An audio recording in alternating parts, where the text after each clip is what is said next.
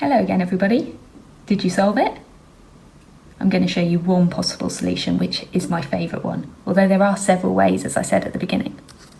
What I noticed was the total width of this puzzle is 3, and the difference between the heights of the rectangles at the moment is 2. And what that means is if I took a second copy of this yellow rectangle, which is 3 by 2, it would fit exactly across the top here. More than that, actually, I can transform one to the other. If I rotate this rectangle around that bottom corner, there we go, it fits exactly. And the rotation's important. We can see that that's a rotation of 90 degrees because the side length of 3 that starts off vertical ends up horizontal. And what that means is the diagonal has also moved through 90 degrees to get from this position to this one. So the angle in between the two diagonals must be 90 degrees because that's how far it's moved. So I've got a 90-degree angle here, which means if you imagine extending this, this side up to the top, I've got a right-angled triangle there. And more than that, it's a right-angled isosceles triangle because I know that these two side lengths are the same. They're both diagonals of the same rectangle. So I've got a right-angled isosceles triangle. The 90-degree angle is here, which means that these two angles must be the same, and they must both be 45 degrees. So that's my missing angle.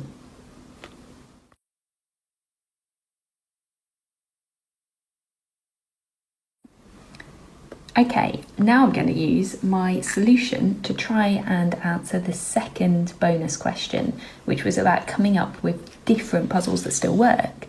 This is another reason that I really like this solution method.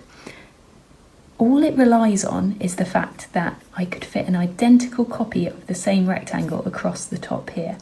So any set of two rectangles where I can fit an identical copy across the top should work.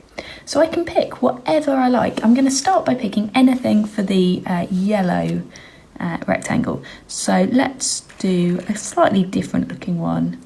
I'm going to make this one. This is going to be 4 and 17. 17 is my favourite number. Okay, and then I just need a second copy of the same thing across the top, so that will look a bit like this, 4 and 17. It's close enough. And so to turn this into a puzzle, all I need to do is say, well, this one's going to be my yellow rectangle, 4 by 17. And my blue rectangle is going to be whatever would fit into this gap here. Now, in this case, it's going to have a width of 17 minus 4, which is 13, and a height of 17 plus 4, which is 21. So there's a new puzzle. If you can imagine the working fading away and just the blue and yellow remaining. If I draw the angle between those two, it will still be 45 degrees because I could still use this method to solve it. Now, even more generally than that, what if rather than 17 and 4, I just called my rectangle side lengths A and B? Well, then I could put another one, which was A and B up here. So I've got a yellow rectangle in here, and to get my blue rectangle, I'm going to have to draw it in so that it would fit into this gap. Now, the height of this rectangle is A plus B, but its width is B minus A. So that gives me a general way to make as many puzzles like this as I want. All I need to do is draw two rectangles, pick any two lengths A and B for the yellow one, then find their sum and their difference.